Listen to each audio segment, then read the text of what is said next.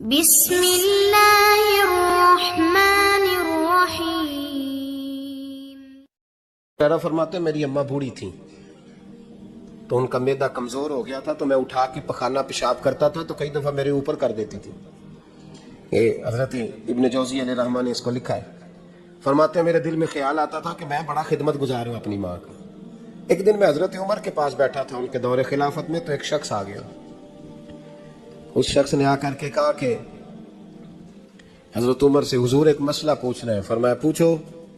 وہ کہنے لگا حضور میری اماں بوڑھی ہو گئی ہے، بیمار رہتی ہے، مریضہ ہے، مجھے آواز دیتی ہے بیٹے پیشاب آیا ہے، آواز دیتی ہے تو میں اماں کو اٹھاتا ہوں، ابھی میں بیت الخلاء تک واش روم تک جاتا نہیں کہ میری اماں میرے اوپر پیشاب کر دیتی ہے۔ حضرت عمر سے کہنے لگا حضور بچپن میں اماں پہ پیشاب کرتا تھا، اب اماں میرے اوپر کر دیتی ہے تو حق ادا ہو گیا نا۔ حضرت ابو ہریرہ کہتے ہیں جب اس نے سوال پوچھا تو میرے بھی کان کھڑے ہو گئے۔ میں نے کہا یہ تو میرے والا مسئلہ پوچھ رہا ہے، میرے والا مسئلہ پوچھ رہا ہے۔ میرے پاس ایک دوست جمعہ پڑھنے آتے ہیں بڑی دور سے، انہیں کہنے لگے حضرت صاحب جدوں بھی میں آنا نا تسی میری ہوئی گل چھیڑ دیندے ہو، وہ جو بات ہوتی ہے نا بالکل میری ہوتی ہے۔ میں نے کہا نہیں یار جو میں کر رہا ہوتا ہوں وہ میری بھی ہوتی ہے، وہ سارے معاشرے کی ہوتی ہے، ہمیں لگتا ہے کہ میری ہو رہی ہے حالانکہ وہ بات ہماری سب کی مشترکہ ہوتی ہے۔ سن لے اور یاد رکھ لیں۔ حضرت ابو ہریرہ فرماتے ہیں میرے کان کھڑے ہو گئے، میں نے کہا اس نے تو میری بات پوچھنی شروع کر دی۔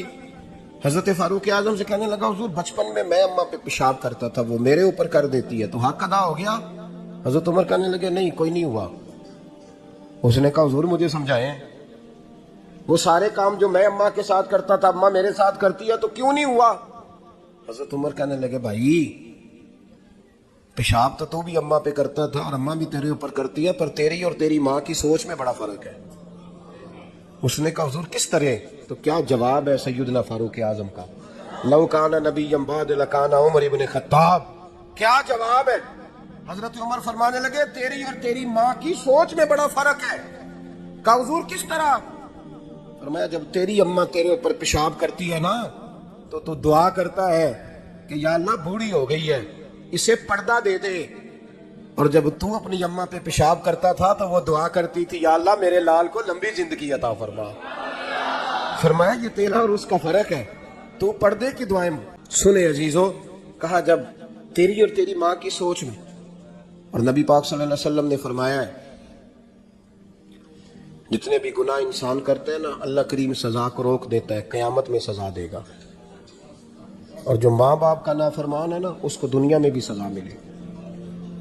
جو ماں باپ کا نافرمان ہے اسے دنیا میں بھی، آپ یقین کریں بچے تھوڑا سا پڑ جاتے ہیں بیچارے تو ماں باپ سے کہتے ہیں ابا جی تسی پرانے دور دے ہو، تو انہوں کی پتہ ہوئے، اور تجھے پتہ ہی نہیں بھائی، تجھے خبر ہی نہیں، یہ پرانے دور کے نہیں، تو بیوقوفوں کے دور کا ہے۔ حضرت مالک بن دینار فرماتے میں نے 60 حج کیے، ایک حج کے موقع پر میں نے بڑا رش دیکھا، لاکھوں کا اجتماع ہوا۔ میری باتوں کی سمجھ تو آ رہی ہے نا آپ دوستوں؟ جو نہیں بول رہے انہیں بھی آ رہی ہے نا؟ اللہ جزا دے۔ کہتے ہیں لاکھوں کا مجمع تھا تو میرے دل میں خیال آیا، میں نے کہا اے اللہ اتنے لوگ آئے ہیں ان کا حج قبول بھی ہوا کہ نہیں؟ فرماتے ہیں میں سوچ رہا تھا تو رات کو نا خواب میں نے کسی کہنے والے کو کہتے ہوئے سنا کہ سب کا قبول ہو گیا ہے۔ بلخ کا رہنے والا محمد بن ہارون بلخی ہے، اس کا حج قبول نہیں ہوا۔ فرماتے ہیں شہروں کے علیحدہ علیحدہ خیمے لگتے تھے، اب بھی آپ حج کرنے جائیں تو پاکستانیوں کی رہائشیں علیحدہ ہوتی ہیں، انڈین کی علیحدہ، بنگلہ دیش کے علیحدہ، مصری، یمنی، سب لوگ علیحدہ علیحدہ رہائشیں ہوتی ہیں، جھنڈے لگے ہوتے ہیں ملکوں کے۔ کہتے ہیں میں نے سویرے اٹھ کے ڈھونڈنا شروع کر دیا، ڈھونڈتا ہوں وہ بندہ ملے۔ کہتے ہیں جہاں بلخ شہر کے لوگ رہتے تھے وہاں چلا گیا تو میں نے لوگوں سے پوچھا تم میں محمد بن ہارون بلخی کون ہے؟ لوگ کہنے لگے وہ تو بڑا نیک آدمی ہے، پرہیزگار ہے، بڑے بھولے بھالے، بڑے اللہ والے، ریاض آپ کو بس ہم ہی جانتے ہیں، وہ تو بڑا نیک ہے، پرہیزگار آدمی۔ میں نے کہا اچھا کہاں ہے؟ انہوں نے کہا پہاڑ کے پیچھے اس نے خیمہ لگایا ہوا ہے، ساری رات عبادت کرتا ہے، سارا دن روزہ رکھتا ہے، قائم اللیل ہے، صائم الدہر ہے۔ کیا بات؟ فرماتے ہیں میں ان لوگوں کی بات سن کے حیران ہو گیا کہ مجھے کیا بتایا گیا، یہ کیا کہہ رہے ہیں؟ فرماتے ہیں میں پہاڑ کے پیچھے گیا، حضرت مالک بن دینار علیہ رحمہ فرماتے ہیں جب میں وہاں پہنچا تو میں نے اس شخص کو مصلی پہ بیٹھے دیکھا، کثرت عبادت کے آثار اس کے وجود پر نظر آ رہے، سیدھا بازو اس کا کٹا ہوا تھا۔ فرماتے 2 رکعتیں مکمل کر کے نا میں نے اسے السلام علیکم کہا تو مجھے کہنے لگا وعلیکم السلام، آپ مالک بن دینار ہیں؟ میں نے کہا بڑی اس کی فراست ہے۔ فرماتے پھر اس نے ٹھنڈی سانس لی، کہنے لگا آپ کو خواب آئی ہوگی کہ میرا حج قبول نہیں ہوا۔ فرماتے ہیں مجھ پر اور بجلی گری کہ کیا کہہ رہا ہے؟ فرماتے میں نے کہا یار لوگ بھی تیری تعریف کر رہے ہیں اور تیری بصیرت بھی بڑی ہے، تو یہ ماجرا کیا ہے؟ کہنے لگا آپ نہ پوچھیں۔ یہ کہہ کے اس نے رونا شروع کیا، دیر تک روتا رہا۔ میں نے کہا نہیں یار تو بتا۔ کہنے لگا نہیں آپ نہ پوچھیں، آپ ناراض ہو گئے۔ میں نے کہا میں نہیں ہوتا، تو بولنا۔ کہنے لگا حضور 24 سال ہو گئے مجھے حج کرتے ہوئے، 24واں حج ہے میرا، اور ہر سال کوئی اللہ کا ولی آ کے بتاتا ہے کہ جا چلا جا تیرا کوئی نہیں قبول ہوا۔ بے پروائی ویک سجن دی جتھے کسے دی پیش نہ جاوے، انہیں تاجا والے در در رولے تے منگتیاں تخت بٹھاوے، آزم کسے نو کارا ملدا ہی کوئی کعبے خالی آوے۔ کہتے ہیں اس نے مجھے کہا حضور 24واں حج ہے، ہر سال کوئی بتاتا ہے۔ میں نے کہا تیری غلطی۔ کہنے لگا میں اپنی ماں کا نافرمان۔ میں نے کہا واقعہ کیا ہوا؟ کہنے لگا حضرت اللہ نے مجھے دولت دی، مال دیا، زمینیں دی تو میں عیاش ہو گیا۔ آپ یقین کریں اللہ لوگوں کو مال دیتا ہے تو وہ سمجھتے ہیں میری چلاکی سے آیا ہے، میں تیز بڑا تھا اس لیے آیا ہے، نافرمان ہوتے ہیں۔ لیکن جو رب لینا جانتا ہے دینا جانتا ہے وہ لینا بھی۔ وارث شاہ مان کری نہ وارثاں دا، رب بے وارثہ کر کے مار دائی۔ لوگ بڑے سمارٹ بن جاتے ہیں، ان کی گفتگو میں بڑا تکبر ہوتا ہے، ان کے نگاہوں کے انداز میں بڑے وہ کہتے ہیں اوہ سب لوگ بیوقوف ہیں، صرف میں سیانا ہوں، کام جو صحیح چل رہا ہے۔ او بھائی 1 منٹ لگتا ہے انسان کو بادشاہ سے فقیر ہونے میں۔ ایک امام مالک رحمت اللہ علیہ بیٹھے تھے تو ہارون رشید آپ سے کہنے لگا امام ابو مالک سے حضرت بتائیں اس وقت اللہ کیا کر رہا ہے؟ آپ فرمانے لگے یار تو بڑے موٹے دماغ کا ہے، کس طرح کے سوال پوچھتا ہے؟ بادشاہ تھا نا، کہنی آپ بتائیں۔ تو امام مالک فرمانے لگے تو تخت پہ بیٹھ کے سوال پوچھتا رہتا ہے اور میں نیچے بیٹھ کے جواب دیتا رہتا ہوں، نیچے آ پھر بتاتا ہوں۔ اس نے کہا جناب بتائیں۔ فرمانے لگے تو سوالی ہے نا، تو تو نیچے بیٹھ اور میں اوپر بیٹھتا ہوں، کہ جناب آ جائیں۔ ہارون رشید نیچے آ گیا، امام مالک تخت پہ بیٹھ گئے۔ فرمانے لگے اب بتا کیا پوچھ رہا تھا؟ کہنے لگا حضور پوچھا تھا اللہ اس وقت کیا کر رہا ہے؟ فرمانے لگے رب اس وقت تجھے سمجھا رہا ہے کہ اس تخت پہ تکبر نہ کرنا، 1 منٹ لگتا ہے میں تجھے اٹھا کے مالک کو بٹھا دیا کرتا ہوں، یہ تجھے سمجھا رہا ہے، لہٰذا اس سمجھ پہ قائم رہنا، تکبر نہ کرنا، 1 ہی تو منٹ لگتا ہے، یہ تجھے سمجھا رہا ہے۔ تو وہ شخص کہنے لگا محمد بن ہارون بلخی امام مالک بن دینار سے کہ حضور بڑی دولت تھی تو میں عیاش ہو گیا تھا، رمضان کا مہینہ تھا، اماں تندور میں روٹیاں لگا رہی تھی، میں شراب پی کے گھر آ گیا۔ ہمارے ہاں یہ بھی فیشن ہے نا، اب مہندی والے دن چودھری صاحب کے ڈیرے پہ جوان شراب پیتے ہیں تو پوچھتے ہیں حاجی صاحب آپ تو حاجی بھی ہیں تو ڈیرے پہ منڈے کیا کرتے رہے؟ کہتے میں ڈیرے تے تھا مینوں نہیں پتا، وہ کار لگے سن۔ حاجی صاحب آپ کو سارا پتا ہے اور اللہ آپ سے پوچھ لے گا۔ یہاں تو کوئی آدمی چپ کر جائے گا آپ کے قلوں کی وجہ سے، لیکن عرش کے مالک کو بھی تو جواب دینا ہے کہ نہیں؟ کیا طریقہ ہے؟ دیکھیں نا، کول والے دن محفل اور مہندی والے دن اللہ سے صرف دکھوں کا رشتہ ہے، رسول اللہ سے صرف غموں کا رشتہ ہے۔ اگر تو نے ڈھول ڈمکا شور شرابہ کیا شادی والے دن تو کول والے دن بھی بجا، تیرا پتہ چلے، جنازے میں بھی بجا، کیا تماشا ہے؟ مذہب صرف رسم ہے، ضرورت ہے، کوئی مر گیا تو قرآن پاک کھول لو، باقی جو مرضی کرو۔ حج بھی کیتی جاندے ہو، لو بھی پیتی جاندے ہو، کھو کے مال یتیماں دا پیج مسیتی جاندے ہو، پھٹ دلاں دے سیندے نہیں، ٹوپیاں سیتی جاندے ہو، نفس تے چھری پھیر دے نہیں، بکرے کیتی جاندے ہو، فرض پلائی بیٹھے ہو، نفلہ نیتی جاندے ہو، او دسو تے سی بلے نو اے کی کچھ کیتی جاندے ہو، او دسو تے سی بلے شاہ نو کی کچھ کیتی جاندے ہو۔ کوئی طریقہ ہے؟ کول شریف پہ مولوی صاحب تشریف لائیے گا ابا جی کے کول ہیں تو میں تو کہتا ہوں بجا نا بینڈ باجے والا آج بھی، تیرا پتہ چلے کہ یہ دو کام کیسے ہوتے ہیں، تو کس طرح 2 کشتیوں کا سمجھ نہیں آتی بات کی۔ میں تو جاتا ہی نہیں بینڈ باجے والی شادی پہ، میں کہتا جب کو مردی پڑھا لو نے کہا ہم سے نہیں 2 کام ہوتے، اللہ روزی دینے والا ہے، ایک ہی کرتے ہیں، 2 رنگی چھوڑ کے یک رنگ ہو جا، سراسر موم ہو جا یا سنگ ہو جا، موج کرو، ہم اس چکر میں پڑتے ہی نہیں، ہم وہ راستہ ہی چھوڑ دیتے ہیں جو ہماری طبیعت کے مطابق نہیں ہوتا، بس ختم ہو گئی بات۔ اس لیے غور کریں اور یاد رکھیں اس بات کو۔ امام مالک بن دینار رحمۃ اللہ علیہ فرماتے ہیں، مجھ سے کہنے لگا پیسے آئے تو میں عیاش ہو گیا، رمضان کا مہینہ تھا، عصر کے بعد میری اماں افطاری کی تیاری کر رہی تھی، میں گیا، میں نے کہا شراب پی ہوئی، اماں روٹی دے، تو اماں کہنے لگی شرم کر، شرم کر، روزہ رکھا نہیں تو جنہوں نے رکھا ہے ان کا تو خیال کر۔ کہتے اماں کی بات کا مجھے غصہ لگا، میں کہا کرتا ہوں بد نصیب ہے وہ بیٹا جس کا باپ اس سے بات کرتے ہوئے ڈرتا ہے کہ پتہ نہیں کہاں سے بولے گا۔ بد نصیب نہیں وہ بیٹا جس کی ماں اس سے بات کرتے ہوئے سہم جاتی ہے کہ پتہ نہیں کون سی بولی بولے گا۔ بد نصیب نہیں کہ ماں باپ بھی جس سے کھول کے بات نہ کر سکے۔ حضرت مالک بن دینار سے کہنے لگا، اماں نے جب کہا نا شرم کر تو مجھے غصہ آیا، میں نے ماں کو تھپڑ مارا اور میری ماں جلتے ہوئے تندور میں گری۔ لوگوں نے مجھے پکڑ کے اندر بند کر دیا کمرے میں، ساری رات میں شور سنتا رہا پر نشے میں دھت رہا۔ سویرے آنکھ کھلی تو میری بیوی بیگ باندھ رہی تھی، میں نے کہا کہاں جا رہی ہو؟ کہنے لگی جو ماں کا نہیں بنا میرا کیسے بنے گا؟ وہ میں نے کہا میری اماں، کہا وہ تو لوگوں نے رات کو دفن کر دی جنازہ پڑھ کے۔ تڑپ کے کہنے لگا مجھے کیوں نہیں بتایا؟ تو کہتے ہیں لوگ کہنے لگے تیری مرتی ہوئی ماں کہہ گئی تھی اسے میرا منہ نہ دیکھنے دینا، میرے جنازے کے قریب نہ آئے۔ حضرت مالک بن دینار فرماتے ہیں جب اس نے یہ بات سنائی تو میں نے بھی اس کے منہ پہ تھپڑ مارا۔ میں نے کہا تو اسی قابل ہے۔ کہتے ہیں وہ رونے لگا، حضور دعا کرے اللہ مجھ سے راضی ہو جائے۔ کہنے لگا جب ماں کے انتقال کی خبر ملی تو میں نے کلاڑی لے کے وہ ہاتھ کاٹ دیا جس سے ماں کو مارا تھا۔ میں نے ساری جائیدادیں خیرات کر دیں۔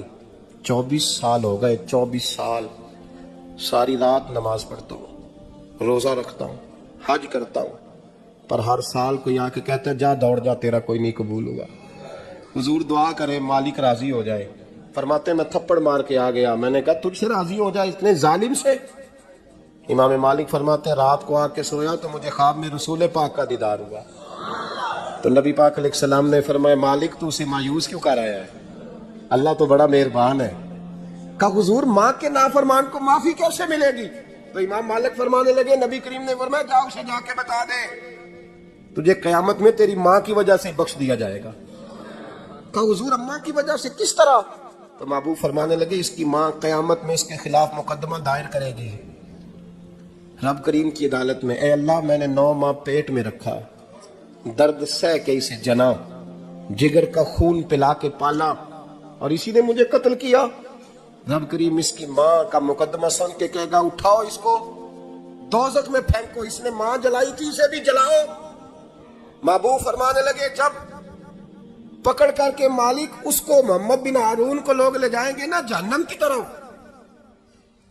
ابھی فرشتے گھسیٹیں گے تو پلٹ کے پھر اماں کی طرف دیکھے گا، اور دوسری دفعہ پھر گھسیٹیں گے تو پلٹ کے دیکھے گا، اور تیسری دفعہ پھر پلٹ کے کہے گا اماں یہ مجھے جلانے لگے، اماں یہ جہنم میں پھینکنے لگے۔ میرے حبیب فرمانے لگے وہ جل کے مرنے والی ماں وہاں بھی بول پڑے گی، کہے گی یا اللہ چل میں نے معاف کیا تو بھی معاف کر دے، اے اللہ میں نے معاف کیا تو بھی معاف کر دے، اللہ تو معاف کر دے اسے، اللہ تو اس سے درگزر فرما، اسے معاف کر دے۔ میرے محبوب پاک علیہ السلام فرماتے رب کریم کہے گا اس نے تجھے جلایا، تو کہے گی اللہ یہ تو بیٹا تھا اس نے جلا دیا، میں ماں ہوں، میرے سامنے جلے تو میں کیسے برداشت کر سکتی؟ فرمایا اس نے جلا کے مارا تھا پر اسی ماں کی وجہ سے رب کریم اسے جنت عطا فرمائے گا۔ پلٹا جا جا کے ماں کے پیروں میں بیٹھ، جا سویرے ان پڑھ باپ سے دعا کرایا کر، جا بالکل انگوٹھا چھاپ باپ سے صبح دعا کرایا کر، دیکھ رب کریم تیرے لیے رحمتوں کے دروازے کھول دے گا۔ عزیز دوستو قرآن مجید نے کہا ہے وَبِالْوَالِدَيْنِ احسانا، اپنے والدین کے ساتھ احسان کرو، اپنے والدین کے ساتھ احسان والا نیکی والا رویہ اختیار کرو۔ اس آیہ مقدسہ پر بہت سارے لوگوں نے بہت کچھ کہا ہے، لیکن علامہ سید محمود آلوسی اندلسی رحمۃ اللہ علیہ نے فرمایا موبائل فون سائلنٹ کر دیں، اور یہ جو ویڈیو بناتے تھک جاتے ہیں دوست موبائل فون والے، یہ میرا خیال ہے ویڈیو والے بھائی سے ہی کوئی رابطہ شابطہ کر لیں تو تھکاوٹ نہیں ہوگی، بنی بنائی مل جائے گی۔ تصویریں اتنا زیادہ ضروری نہیں جتنی ہم نے ضرورت بنا لی ہے۔ بس ٹھیک ہے، ضرورت کے تحت ٹھیک ہے، اتنا زیادہ اس پہ فوکس نہ کریں ورنہ اصل کام رہ جاتا ہے۔ ہم نے تو دل میں سجا رکھی ہے تصویر یار، بس ذرا گردن جھکائی دیکھ لی، تو اس لیے اتنا زیادہ اس کو ضروری نہ بنائیں، حد ہی ہو گئی ہے تصویروں والی۔ میں تو گزارش کرتا رہتا ہوں کہ اشتہار بھی بغیر فوٹو کے چھپے تو زیادہ اچھا لگتا ہے، اور میری یہ بھی رائے رہتی ہے کہ تھوڑا نام لکھا جائے، محمد اجمل قادری سے بھی لوگوں کو پتہ چل ہی جائے گا کون صاحب آ رہے ہیں۔ ہمارے اشتہار پہ کچھ ایسے القابات لکھے ہوتے ہیں جن کا عام آدمی کو ترجمہ بھی نہیں آتا ہوتا، تو ایسی چیزیں پرنٹ کرنے کی کیا ضرورت؟ تھوڑے القابات کے ساتھ سادہ کام کریں، سادگی میں ہمیشہ حسن ہوتا ہے، اور جو سادگی ہوتی ہے وہ ملاوٹ سے پاک ہوتی ہے۔ اللہ تعالیٰ آپ کو بہترین، بس بیٹھ جائیں اپنی جگہ پہ بھائی، تشریف رکھیں سارے سنگی، اور میری طرف توجہ کریں۔ بچہ کوئی اٹھے تو اسے پیار سے بٹھا دیں، میں ذرا ٹھنڈی ٹھنڈی تقریر کرنے والا ہوں، تو چلو اثر کرے نہ کرے سن تو لے میری فریاد۔ نہیں ہے داد کا طالب یہ بندہ آزاد، اور سبحان اللہ بھی صرف آپ نے اللہ کی رضا کے لیے کہنی ہے، یہ بھی یاد رکھیں۔ کبھی کسی مولوی نعت خواں اور کسی کی توجہ کر کے سبحان اللہ نہ کہیں، ورنہ آپ کو ثواب نہیں ہوگا، صرف اللہ کی رضا کے لیے۔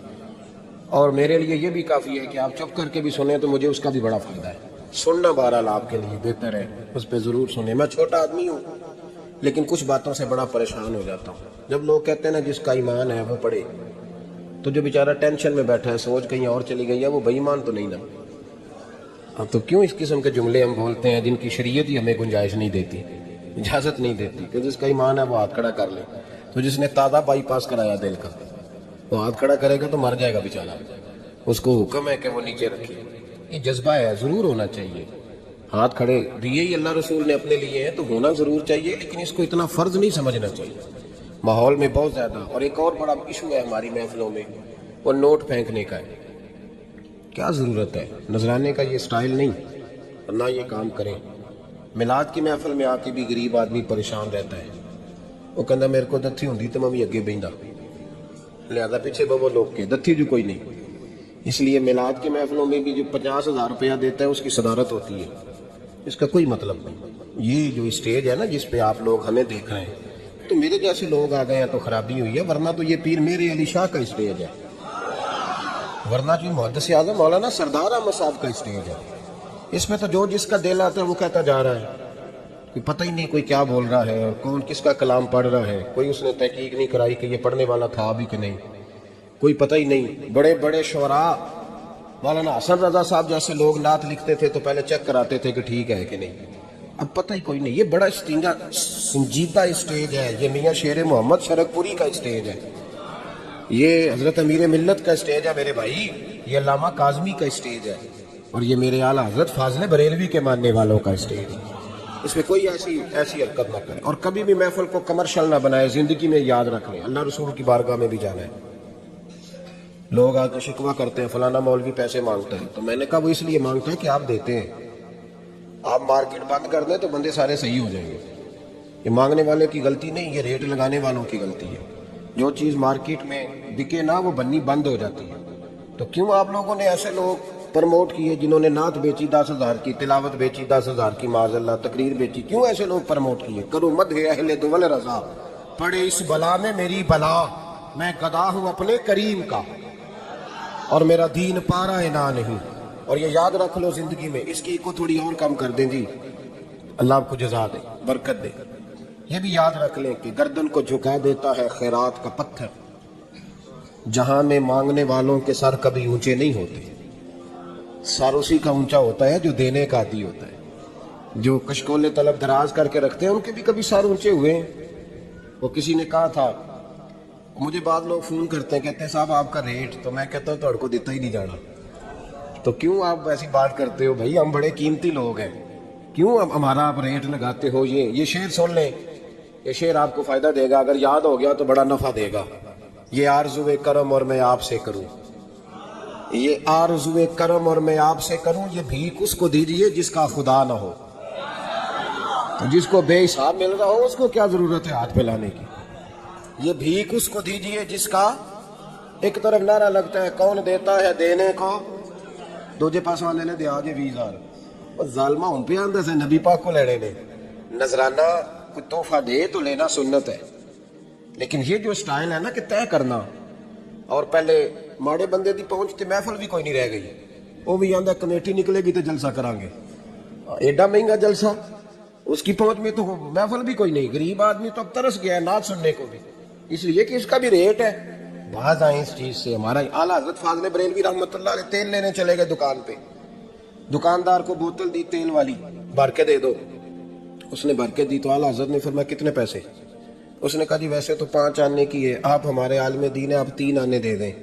اعلیٰ حضرت نے پورے 5 دیے، فرمایا تو پورے رکھ، میں احمد رضا ہوں، میں اپنا علم 2 آنے کا نہیں بیچا کرتا، تو نے میرا 2 آنے ریٹ لگایا، آپ عالم ہے تو 2 چھوڑ دیں۔ اس لیے سنجیدگی پیدا کریں یار، کوئی ضروری نہیں، کوئی سنتا ہے تو ٹھیک ہے، نہیں سنتا تب بھی ٹھیک ہے، جن کی پڑھ رہے ہو وہ تو سن رہے ہیں کہ نہیں، یہ کافی نہیں کہ جن کی پڑھ رہے ہو وہ سن رہے ہیں۔ اس لیے مہربانی فرمائیں، اس ماحول کو خاصا سنجیدہ کریں، اس پر خاص محنت کریں۔ اس لیے نہیں کہہ رہا بنانے کے لیے، مسجد میں بیٹھا ہوں باوضو ہوں، میرا دل نہیں مانتا جب میں اسٹیج پہ ہوں تو کوئی بندہ نعرہ لگائے، کیوں بھائی کوئی ضروری ہے؟ بوڑھا آدمی بیچارہ بیمار بیٹھا ہے اور عشاء کا وقت کا وہ آیا ہوا ہے، اور نبی پاک صلی اللہ علیہ وسلم نے فرمایا سفید بالوں کی عزت اسی طرح ہے جس طرح تم نے اپنے اللہ کی عزت کی ہے۔ یہ بخاری مسلم کی حدیث ہے۔ فٹافٹ کھڑے ہو جاؤ جی پیر صاحب آ گئے تھے، پیر صاحب ٹائم نہ لاؤ، کیوں یہ کام کرتے ہیں؟ کچھ بھی نہیں ہوتا، جو عزت کرتا ہے اس کا پتہ ہوتا ہے دل سے کر رہا ہے، بیٹھا رہنے دے لوگوں کو، کوئی فرق نہیں۔ یہ بڑی خوبصورتی پیدا کریں، آپ ماحول کو صحیح کریں، آپ کے جلسے کئی گنا زیادہ بڑے ہو جائیں گے انشاءاللہ تعالی۔ اور میری آخری گزارش تمہیدی بات کر رہا ہوں، وہ یہ ہے کہ محفلوں کی ترتیب لگائیں۔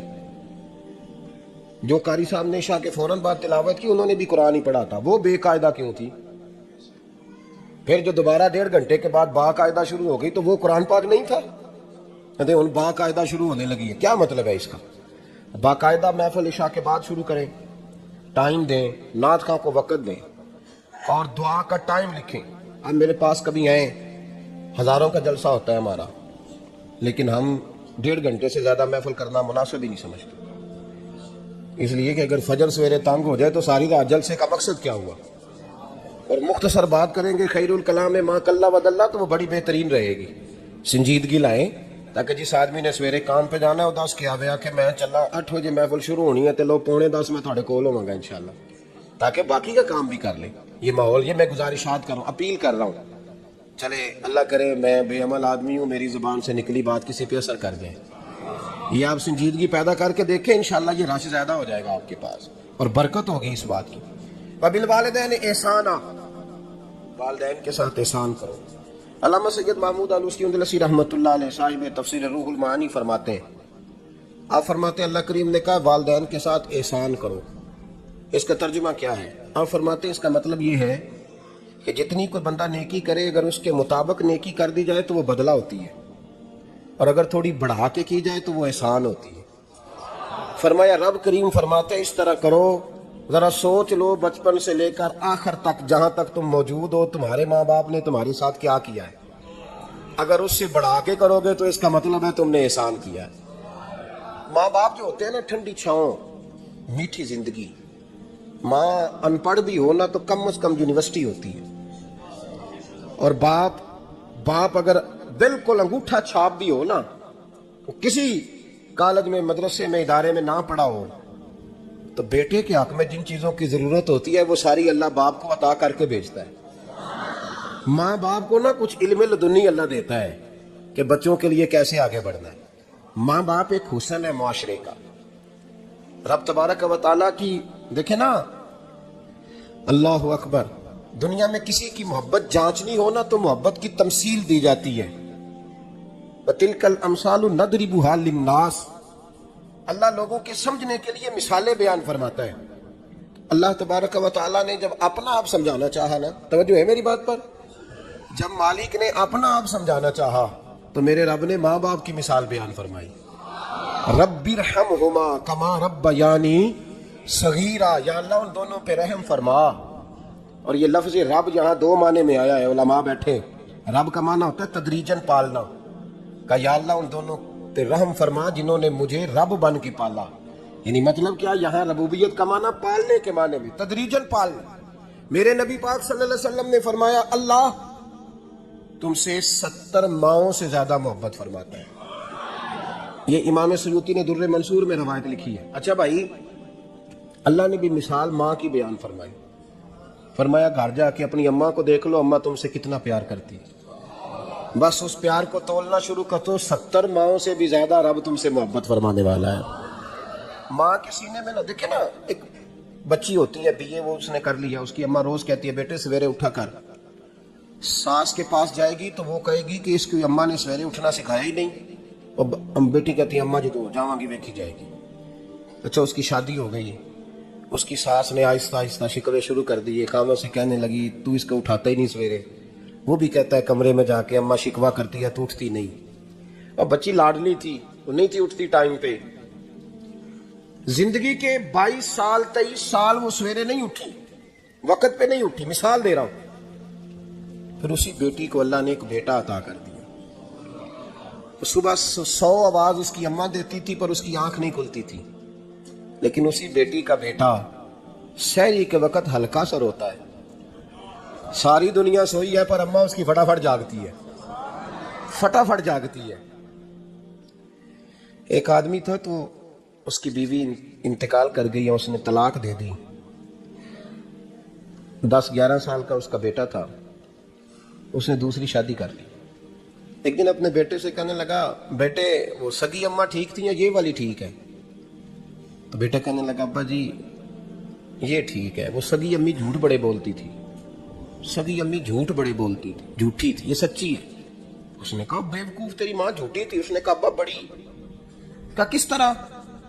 کہنے لگا ابا جی میں نا کبھی، آپ کو پتا میں شرارتی ہوں، کبھی میں شرارت کرتا تھا نا، کوئی برتن توڑ دیتا تھا تو میری سگی اماں مجھے تھپڑ مار کے باہر نکالتی تھی.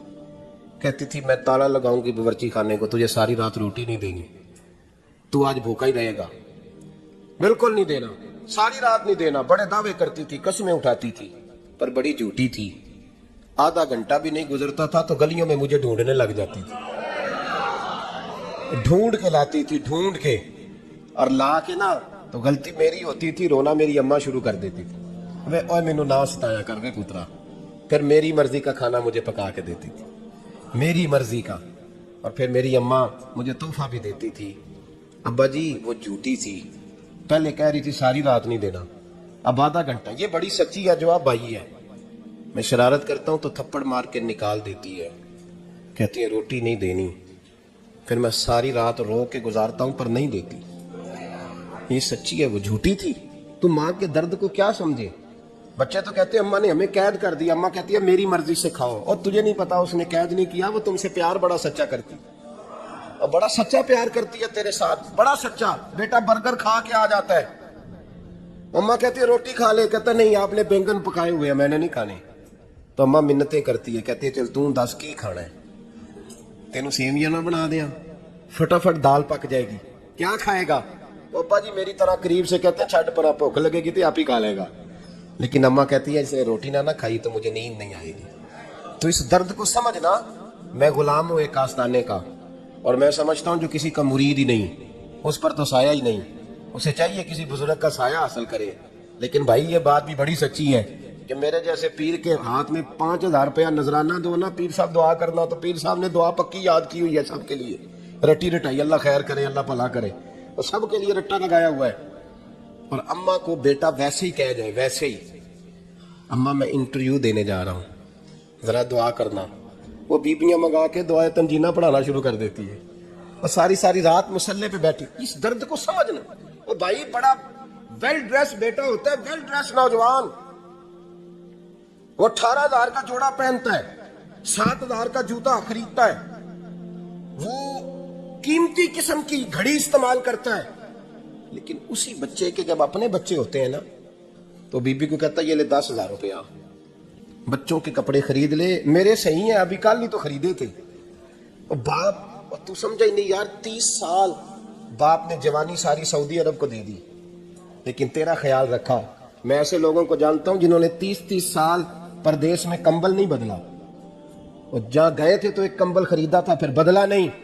تو ماں باپ کے بارے میں، اور یہاں بچے حساب کرتے پھرتے ہیں، بھائی تو پچھلے مہینے بھی 5,000 دیتا سی، تسی پیسے ادا کر دے کی ہو، ماں باپ سے حساب کرتا ہے تو.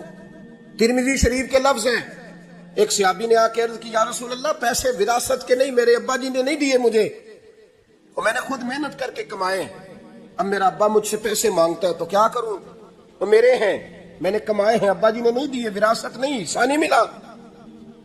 حضور میرا ابا مانگتا ہے تو میرے لیے حکم کیا ہے؟ تو نبی پاک نے فرمایا کیا کہا تم نے؟ پیسے تیرے ہیں؟ کہا حضور ہاں۔ تو فرمایا ابا کس کا ہے؟ کہا یا رسول اللہ میرا۔ تو فرمایا اگر تو اپنے والد کا ہے تو تیری ہر شے تیرے والد کی ہے، تو بھی تیرے والد کا ہے تو تیرا مال بھی تیرے۔ ماں اور باپ یہ تو حسن ہے زندگی کا، یہ تو وقار ہے انسان کا۔ جب تک ماں باپ کا ہاتھ پکڑ کے چلو گے نا رستے سیدھے رہیں گے، اور جس دن انگلی چھوڑ کے سڑک پہ نکلنا پڑا نا سر چکرانے لگے گا۔ یاد رکھنا یہ بڑا مشکل کام ہوتا ہے، لوگوں کا تو رخ ہی اس دن واضح ہوتا ہے جس دن آدمی سائے سے محروم ہوتا ہے۔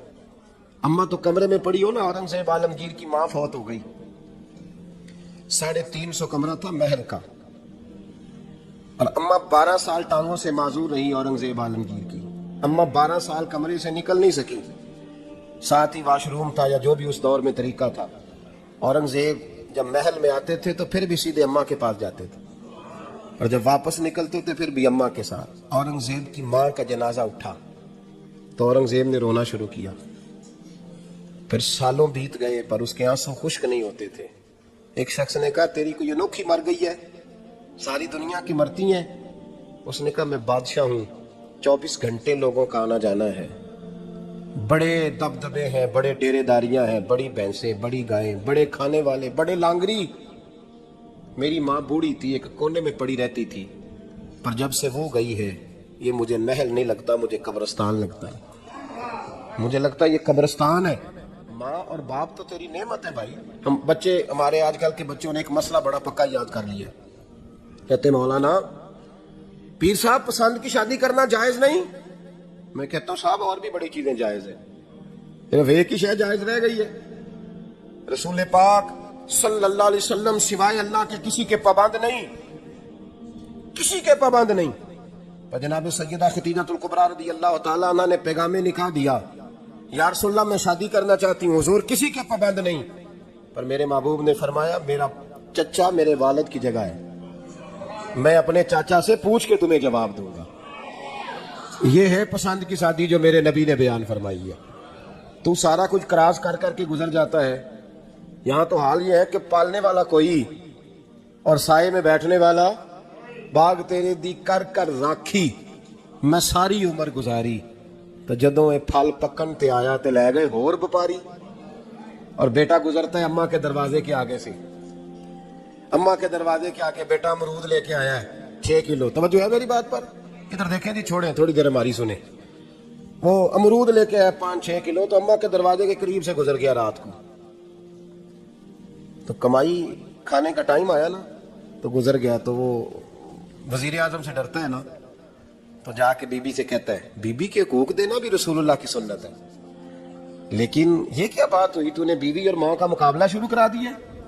سمجھ تو صحیح، یہ تیرے لیے کعبے کی جگہ ہے اور تو بیوی کے لیے کعبے کی جگہ ہے، اسے بھی سمجھنا چاہیے، غور کرنا چاہیے۔ 5 کلو امرود لے کے تو ماں کے کمرے کے قریب سے گزر گیا ہے، بی بی کو جا کے کہتا ہے چل آدھا کلو اماں کو بھی دے، اس کے کون سے دانت ہیں، تو پلیٹ میں ڈال کے وہ لائی ہے۔ تو سمجھا ہی نہیں، تو نے غور ہی نہیں کیا۔ بندہ تو وہ ٹھیک نہیں تھا، نپولین۔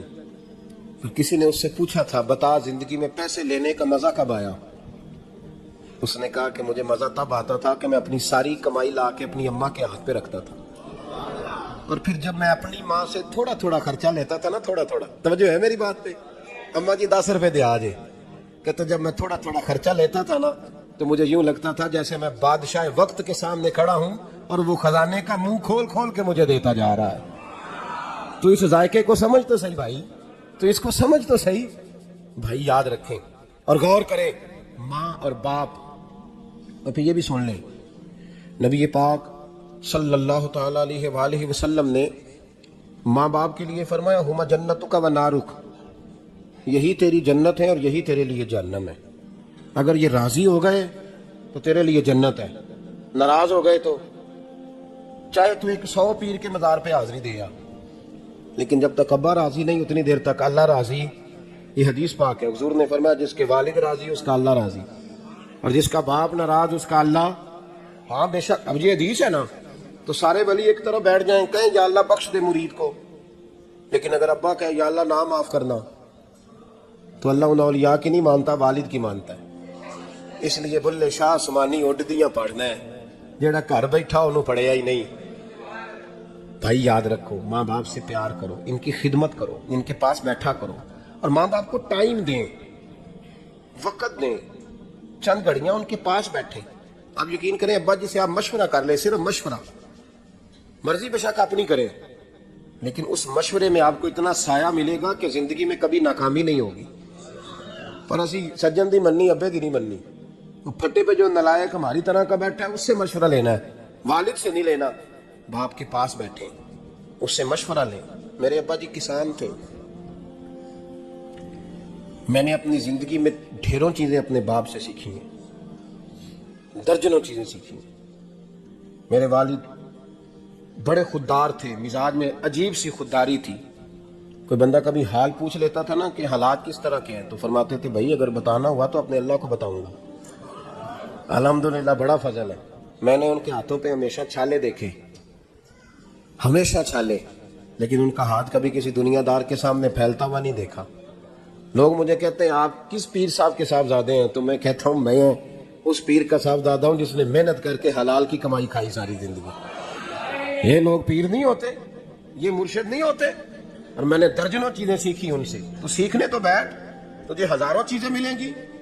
بھائی اپنی زندگی میں ماں باپ کی طرف دیکھو، سب سے ضروری کام ہے انہیں وقت دو۔ اماں کے او بھائی بڑا مشکل ہے دنیا داروں سے تعریف کرانا، تے اماں دے کول تے آویں 2 منٹ راتی پئی نہ کہ اماں پیر کٹے نہ رضائی جو تیرے کٹ چھڑا، تے اماں کہندی جا میرا پتر تھکیا آیا تو سو جا کے، میں کدو کام لگی سا، میں کدو حل وان ڈئی سا، جا سو جا کے۔ بس یہ کاروائی ہے، تو نے 2 منٹ کے لیے کہہ دیا، سویرے پورے محلے میں تیری اماں کہے گی اللہ میرے پتر ورگا پتر سارے نو دے۔ راتی آندا ہے تے مینوں گھٹ کے سوندا ہے، اللہ گھٹیا کوئی نہیں سو، ابھی کاروائی پائی سو، لیکن وہ سب کو بتاتی ہے۔ تو بھائی اتنی قیمتی چیز اور تو چھوڑ کے بیٹھ۔ میں کبھی جلسے سے دیر سے آتا تھا نا، اب تو جاتا نہیں زیادہ جگہوں پہ، کوشش کرتا ہوں کہ چلو ماحول کے مطابق، تھوڑا خشک آدمی ہو تو ہر جگہ سیٹ نہیں ہو پاتا، اس لیے کم جاتا ہوں۔